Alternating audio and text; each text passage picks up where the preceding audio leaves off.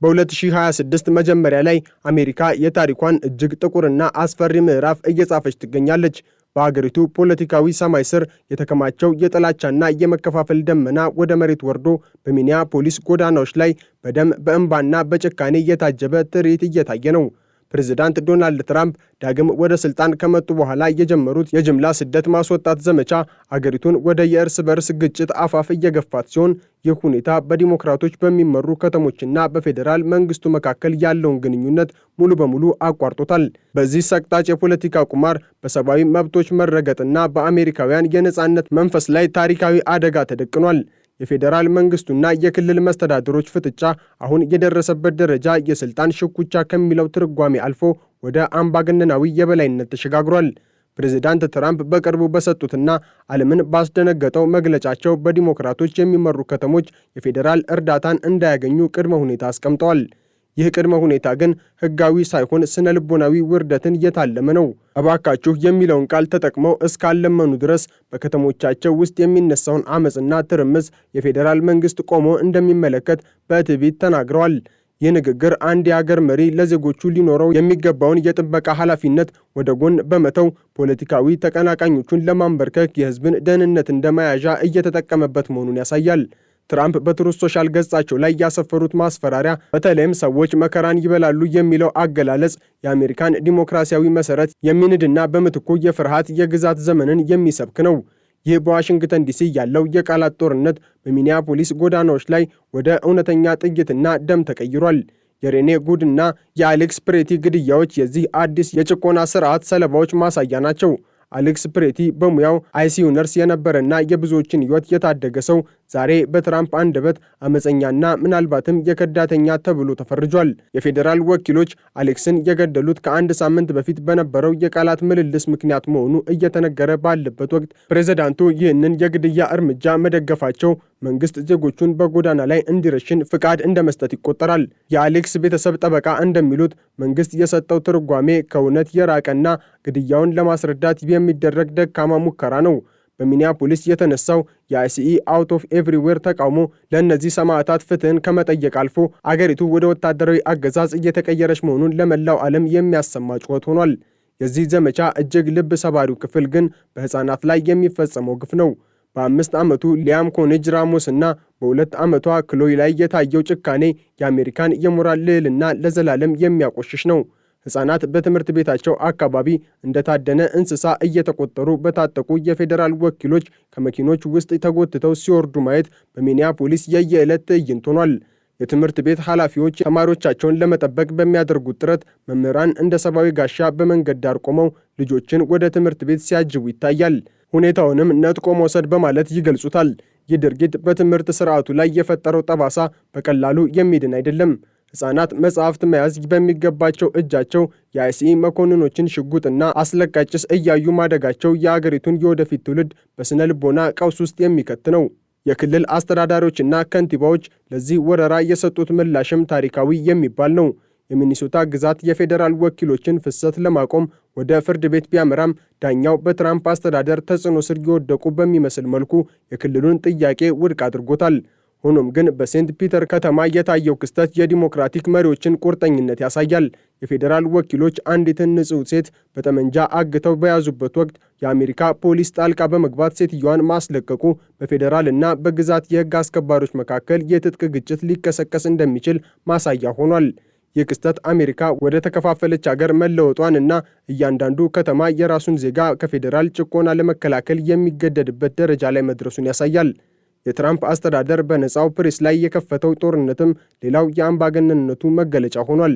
ጋዜጠኛ ዶን ሌሞን ተቃውሞችን በመዘገቡ ብቻ በሎስ አንጀለስ መታሰሩ የአገሪቱን ፈርስት አሜንድመንት ሕገ መንግሥታዊ መብት በአደባባይ መጣስ ነው።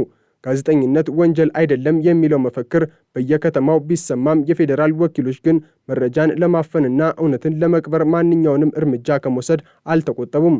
በሚኒያፖሊስ ሆስፒታል ውስጥ የደረሰው የራስ ቅል ስብራት ታሪክ ለዚህ ትልቅ ማሳያ ነው።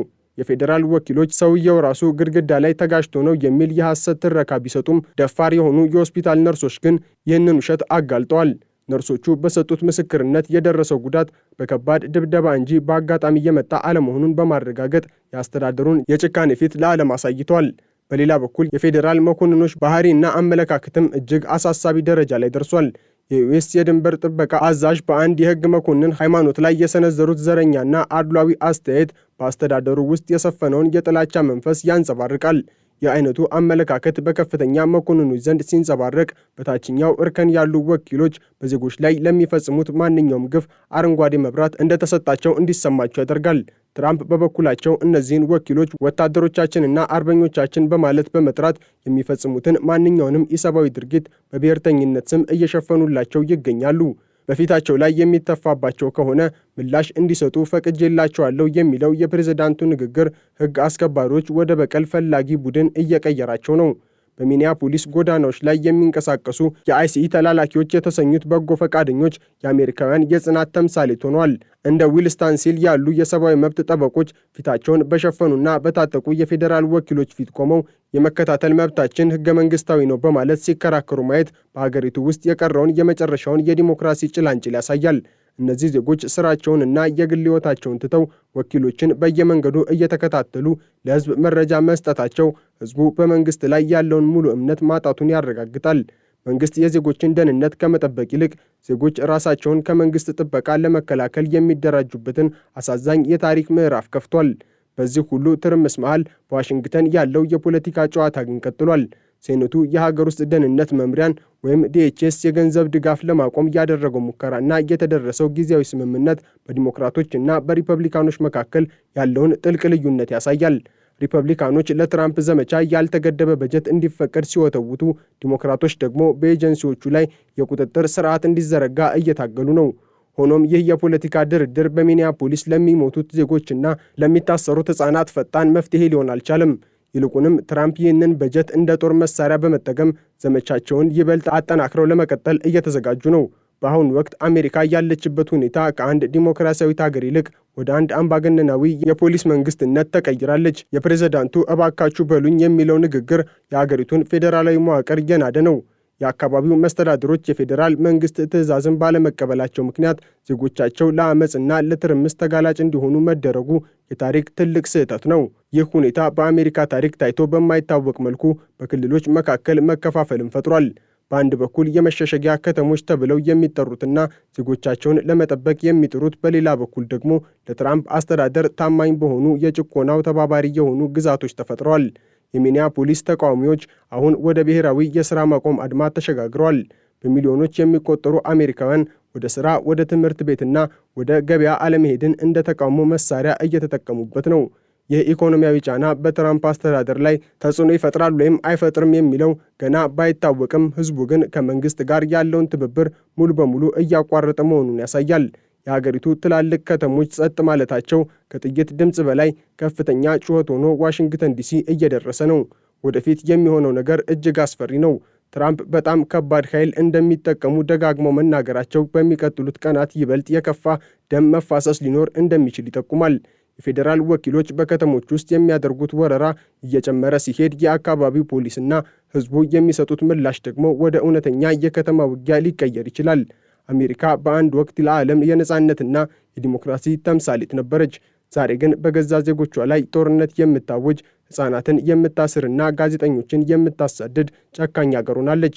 ይህ የፖለቲካ ትኩሳትና የማኅበራዊ ቀውስ በዝርዝር ሲተነተን በአሜሪካ የፌዴራል መዋቅር ውስጥ የተፈጠረው ስንጥቅ ወደማይጠገን ደረጃ መድረሱን እንረዳለን።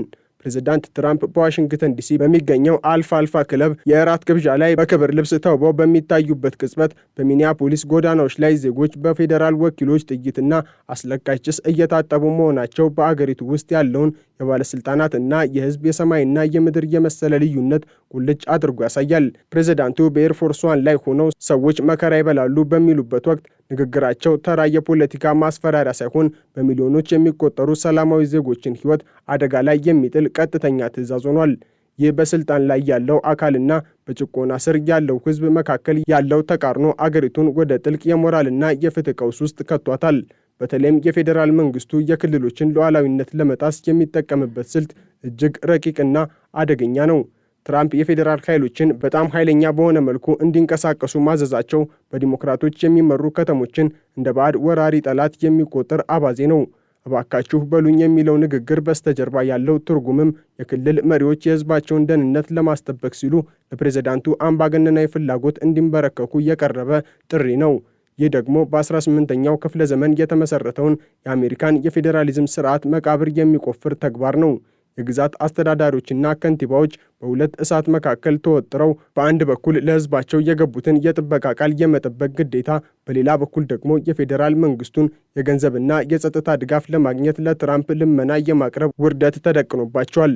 ይህ የፖለቲካ ሽኩቻ በኢኮኖሚ ላይ ያሳደረው ተጽዕኖም ቀላል አይደለም። ብሔራዊ የሥራ ማቆም አድማ በሚል የተሰየመው ተቃውሞ የአገሪቱን የንግድ እንቅስቃሴ ክፉኛ ጎድቶታል። ሰዎች ወደ ገበያ አለመሄዳቸው፣ ሰራተኞች ከሥራ ገበታቸው መቅረታቸውና ተማሪዎች ትምህርት ቤት አለመገኘታቸው አገሪቱ በገዛ ፈቃዷ የኢኮኖሚ ሽባነት ውስጥ እንድትገባ አድርጓታል። ይህ ህዝባዊ እምቢተኝነት በትራምፕ አስተዳደር ላይ የሚሰነዘር ኢኮኖሚያዊ ጦርነት ሲሆን ዓላማውም መንግስት በስደተኞችና በዜጎች ላይ የሚያደርገውን ግፍ በገንዘብ አቅሙ እንዲገነዘብ ማድረግ ነው። ይሁን እንጂ ትራምፕ ለዚህ ምላሽ የሰጡት በኢኮኖሚ ማሻሻያ ሳይሆን ይበልጥ በጠነከረ ወታደራዊ እርምጃና በመከራ ዛቻ ነው። ይህ ደግሞ አገሪቱን ወደማያልቅ የደህንነትና የትርምስ አዙሪት ውስጥ እየከተተ ይገኛል። በሚኒያፖሊስ የተጀመረው የአይሲኢ ተላላኪዎች እንቅስቃሴ አሁን ወደ ሌሎች ትላልቅ ከተሞች እንደ ቺካጎ፣ ኒውዮርክና ሎስ አንጀለስ እየተስፋፋ ነው። ተራው ዜጋ የራሱን ደህንነት አደጋ ላይ ጥሎ ፊታቸውን በሸፈኑና ዘመናዊ የጦር መሳሪያ በታጠቁ የፌዴራል ወኪሎች ላይ የሚያደርገው ክትትል የአሜሪካን የነጻነት መንፈስ ዳግም መወለድ የሚያሳይ ነው። ሆኖም ይህ ግጭት በማንኛውም ሰዓት ወደ ትልቅ እልቂት ሊቀየር ይችላል። ትራምፕ በመኪናዎቻቸው ላይ ድንጋይ የሚወረውሩ ከሆነ ከባድ እርምጃዎች ይወሰድባቸዋል ማለታቸው ለወኪሎቻቸው በዜጎች ላይ እንዲተኩሱ የተሰጠ ባዶ ቼክ ነው። ፕሬዝዳንቱ ለሰው ሕይወት ካላቸው ግምት ይልቅ ውድ ለሆኑት የፌዴራል ተሽከርካሪዎች የሰጡት ዋጋ የአስተዳደሩን ቁሳዊና ኢሰብአዊ ባህሪ በግልጽ አሳይቷል። የሕግ ስርዓቱም ቢሆን የዚህ ቀውስ አካል ሆኗል። ዳኞች በፖለቲካዊ ተጽዕኖ ስር ሆነው የሚሰጡት ብይን ሕዝቡ በፍትህ ስርዓቱ ላይ ያለውን እምነት እንዲያጣ አድርጎታል። የሚኒሶታ ግዛት የቀረበውን የጥበቃ ጥያቄ ውድቅ ያደረገው ዳኛ የሕግን ትርጉም ለፖለቲካዊ ፍጆታ ማዋሉን ያሳያል። ይሁን እንጂ አንዳንድ ዳኞች አሁንም የ5 ዓመት ሕፃናትን እና አባቶችን ከእስር እንዲፈቱ በማዘዝ በጨለማ ውስጥ ብርሃን ለመሆን እየሞከሩ ነው። የፍትህ ስርዓቱ ለሁለት መከፈሉ በአገሪቱ ውስጥ ያለውን ጥልቅ ርዕዮተ ዓለማዊ ክፍፍል የሚያንጸባርቅ ነው። አንዱ ወገን ሕግና ስርዓት በሚል ስም ጭቆናን ሲያጸድቅ፣ ሌላው ወገን ደግሞ ሰብአዊ መብትና ሕገ መንግሥት በሚል ስም ለፍትህ ይቆማል። ሌላው ትኩረት የሚሻው ጉዳይ የፌዴራል ወኪሎች የሚጠቀሙበት የስነ ልቦና ጦርነት ነው። በትምህርት ቤቶች ዙሪያ እየተሽከረከሩ ሕፃናትን ማስፈራራት፣ ወላጆችን ከመኪና ውስጥ እየጎተቱ ማውጣትና በሆስፒታሎች ውስጥ የሐሰት መረጃዎችን ማሰራጨት ሕዝቡን ለማንበርከክ የታለሙ ስልታዊ ጥቃቶች ናቸው። የኮሎምቢያው ሃይትስ ትምህርት ቤት ተቆጣጣሪ እንደገለጹት መታደን የሚለው ቃል የአሁኑን የአሜሪካ ኑሮ በትክክል ይገልጻል። ጥቁርና ጠቆር ያሉ ዜጎች በራሳቸው አገር እንደ ባዕድ ተቆጥረው በየመንገዱ ጥግ የሚጠብቃቸው ሽጉጥና ካቴና ሆኗል። ይህ ዘረኝነት ላይ የተመሰረተ አድሎ አሜሪካ ላለፉት 10 ዓመታት የገነባችውን የብዝሃነትና የትብብር እሴት አምክኖታል። ዓለም አቀፉ ማህበረሰብም ይህንን ሁኔታ በታላቅ ስጋት እየተከታተለ ነው። የተባበሩት መንግስታት ድርጅትና የሰብአዊ መብት ተሟጋቾች በትራምፕ አስተዳደር ላይ ተደጋጋሚ ማስጠንቀቂያዎችን ቢሰጡም ፕሬዝዳንቱ ግን የአሜሪካን ጥቅም እናስከብራለን በሚል ግትርነታቸው ቀጥለዋል።